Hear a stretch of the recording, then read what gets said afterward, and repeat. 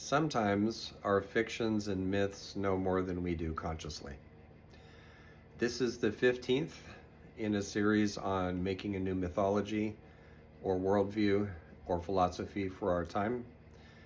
Dreaming up something that would help guide us forward, something that doesn't have to be absolute or literal, something beyond belief, more about inspiration, collecting inspiring stories to be guided by.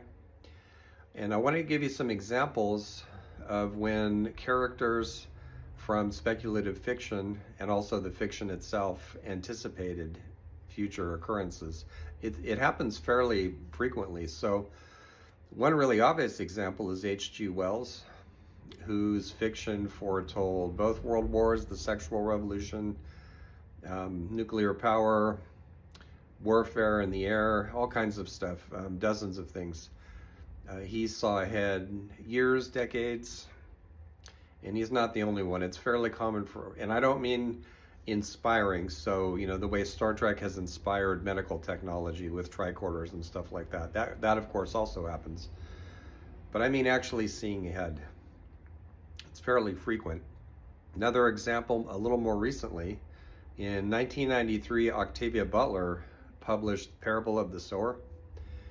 And in that book, a president named Donner is an autocrat who basically takes over the US. And he's not opposed effectively. 1993. Another example, this time from the field of psychology rather than fiction.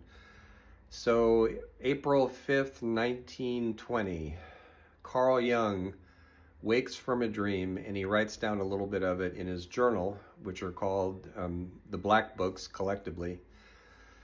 I teach a class on these, a guided tour of the Black Books. This is how I found out about it. And Jung is dreaming that the climate is starting to get warmer. 1920, before it actually happened. And I forget exactly how he puts it, but he basically says this is a catastrophe for humanity.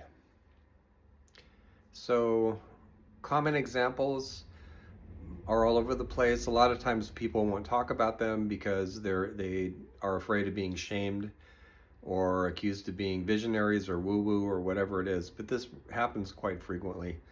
I'll give a really minor example. I'm wearing a Rush shirt today. This is a very small example. Power Windows Tour. And so I dreamed about 6 months ago that the band Rush got a new drummer.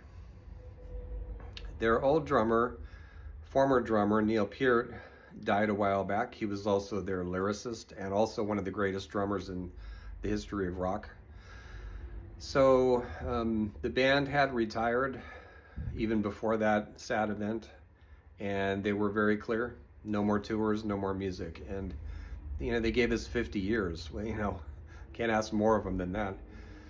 So this week, 6 months after the dream, they announced we have a new drummer. We're going to go on tour again. So as I said, a minor example, but these things happen all the time. And let me give you one more from my fiction. So the character Mariam Najjar is an American immigrant from Gaza. This takes place about 70 years from now in the books. She's in my Lamplighter trilogy. So I write, as I've mentioned in other videos, near future speculative fiction. Mariam is wise and insightful.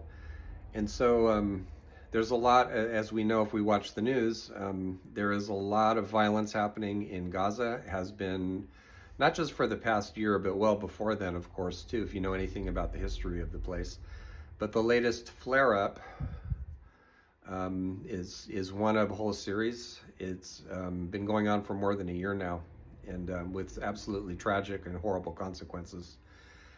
So sometimes when people find out about my fiction or read a little bit of it, they say, oh, you wanted to link Mariam to what's happening in Gaza. But the truth is, she showed up in my imagination a couple of years before that outbreak of violence, the latest outbreak of violence in Gaza. And As I said, this is common. So for a new worldview, for purposes of a new mythology, one thing we should include is the fact that the imaginal, which is more than what we make up, which has characters who think of themselves as real in their own way, can serve as a mentor to help guide us in uncertain times.